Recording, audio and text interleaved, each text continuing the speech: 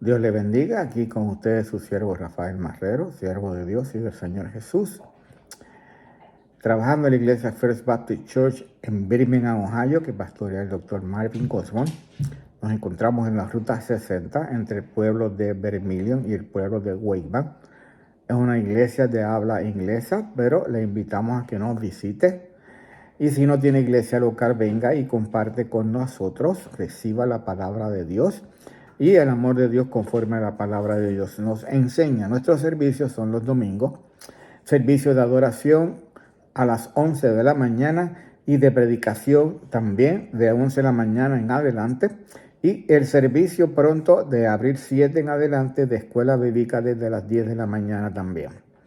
Allí estamos trabajando para la gloria y la honra del Señor en aquellos que nos permite hacer y nos ayuda a hacer. Y continuamos con los temas devocionales acerca de los últimos días del Señor Jesús en Jerusalén, antes de ir a la cruz del Calvario y por ir por nosotros allí por nuestros pecados, resucitar al tercer día y regresar al Padre, sentarse a la diestra de Dios como corresponde y siempre ha sido. Ahora vamos a reforzar lo que terminamos en el anterior devocional acerca de las señales y el día en que vendría el Señor Jesús a establecer su reino y su advertencia que nos dejó al final. Dos temas principales o dos asuntos principales. Primero, que el día y la hora nadie lo sabe, ni aun los ángeles del cielo, sino solamente el Padre. Y segundo, también nos deja dicho el Señor Jesús que tenemos que estar preparados de nuevo porque el Hijo del Hombre vendrá a la hora que no penséis.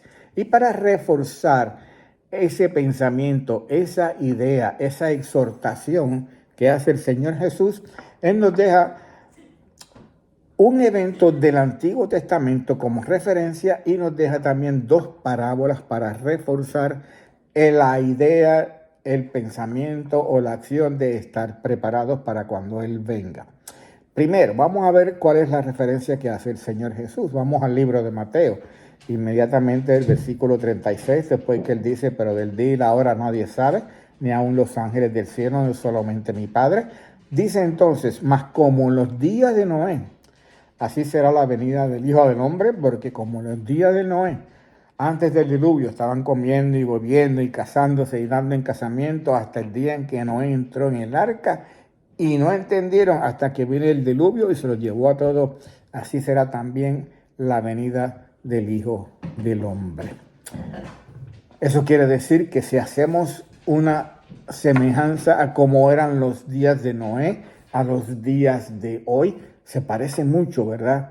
La gente viviendo, la gente bebiendo, la gente comiendo, la gente disfrutando, aún creyentes, aún cristianos, bien sin tener conciencia, especialmente los creyentes y los cristianos, que el Señor regresa otra vez y que viene a buscar primero a su iglesia y después establecer su reino sobre Israel a la cabeza de las naciones y como Jerusalén como la capital del mundo. Así será, dice el Señor Jesús, como en los días de Noé. Esa es la referencia y vemos que eso es lo que está sucediendo. Así que podemos decir que el Señor, el regreso del Señor está cerca, cada día más cerca. ¿Y cuáles son las parábolas que el Señor Jesús nos deja para refrescarnos y para reforzar la idea de estar preparados para cuando el Señor venga a buscar primero su iglesia y después establecer su reino? La primera parábola no la vamos a desarrollar completamente, las vamos a mencionar solamente. Es la parábola de las 10 vírgenes. Y la encontramos en el libro de Mateo, capítulo 25, versículos del 1 al 13. Leo el primer versículo y leo el último versículo. Mateo 25 y versículo 1. Entonces el reino de los cielos será semejante a 10 vírgenes que tomando sus lámparas salieron a recibir al esposo. Y hace referencia a una tradición, a una costumbre que se daba en Israel, en Jerusalén también, por considerar que Jerusalén es parte de Israel, cuando había un matrimonio o cuando había unas bodas. Y entonces hacían un tipo de procesamiento de caminar las personas hacia el sitio donde iba a ser la boda, y nos habla de 10 vírgenes. La palabra habla de 5 vírgenes que tenían aceite suficiente para mantener sus lámparas encendidas de 5 vírgenes que no tuvieron su aceite suficiente para tener sus lámparas encendidas. Al final, lo que nos deja el Señor Jesús como enseñanza de esta parábola es: velad pues, porque no sabéis el día ni la hora en que el Hijo del Hombre ha de venir. En que el Hijo del Hombre ha de venir. Le exhorto a que lea esa parábola. Es una parábola que nos exhorta a estar preparados, esperando cuando el Señor Jesús venga a buscar a su iglesia y a establecer su reino posteriormente. La otra palabra que encontramos es la parábola de los talentos. Ahí las encontramos en el Mateo 25, los versículos posteriores de 14 al 30. Dice así la parábola de los talentos. Mateo 25, versículo 14. Porque el reino de los cielos es como un hombre que yéndose lejos les llamó a sus siervos y les entregó sus bienes. Y sabemos, si usted lee la parábola y lee lo que Jesús habla, entonces sabemos que a uno le entregó 10 talentos, a otro le entregó 5 talentos, a otro le entregó 1 talento, o 5 talentos, o 2 talentos, o 1 talento, dependiendo el evangelio que usted lea. El que le entregó 5 talentos, cuando el amo, el dueño, vino a buscar los resultados de lo que había hecho ese siervo, le entregó 5 talentos más. Cuando le pidió y le preguntó al que le había entregado 2 talentos, le entregó 2 talentos más. Y al que le había entregado 1, hizo nada con ese talento. Así que también recibió palabra del Señor Jesús, pero no son una palabra de consuelo, sino una palabra de condenación por no haber producido con su talento lo que Dios esperaba que hiciera ese siervo. Fíjese cómo le dice a los primeros 2 siervos, a los que multiplicaron, el que entregó 5 y él entregó 5 más, al que le entregó 2 y el siervo entregó 2 más. Dice: y su señor le dijo: buen siervo fiel, buen siervo y fiel, sobre poco has sido fiel, sobre mucho te pondré, entra en el gozo de tu Señor. Entra en el gozo de tu Señor. Sabemos que al que no tenía y al que no produjo frutos del talento que le dieron, del único talento, se lo quitaron y se lo dieron al que tenía 5 y lo condenaron por no haber producido lo que Dios esperaba de sus talentos. Y así tenemos que aplicar a nuestra vida. Dios nos regala, Dios nos ofrece regalos, talentos para nosotros trabajar para el Señor, para trabajar en la obra del Señor, para servir en la obra del Señor. Y el Señor espera de nosotros que mientras estemos aquí, en esta tierra, presentes, los utilicemos y produzcamos fruto con esos talentos. Frutos para su gloria y su honra. Frutos para entregárselos a Él y devolvérselos a Él. Porque para eso nos los da. Para que entonces los usemos para su obra, para honrarlo a Él.